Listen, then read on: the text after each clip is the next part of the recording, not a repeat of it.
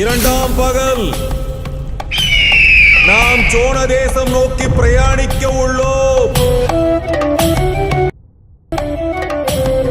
இது குறித்து தாங்கள் விவரிக்கவே இல்லையே.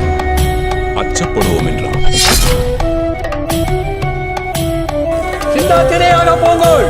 தஞ்சை எட்டியவுடன் அடியேனே ஒரு நொடி நின்று நினையுங்கோள். இன்றிலிருந்து 3ஆம் நாள் நம்ம சோழ தேசம் நோக்கி பயணப்படுவோம்.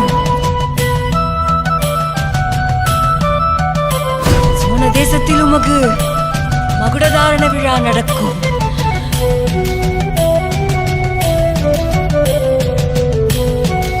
சோழன் அங்க போகும்போது சும்மா போல, எதிரிங்க யாரும் ஃபாலோ பண்ணி வரக்கூடாது, 7 ஆபத்துகளும் உண்டாக்கிட்டு போயிருக்காங்க. தூதன் வருவன், வதைக்கப்படுவன், மதலை விழிநீர் துடைப்பன், மாறி பெய்யும். அதன் பின்னர் அவன் எங்கு போனான், என்ன ஆனான் என்பது இன்று வரை மர்மமாகவே உள்ளது.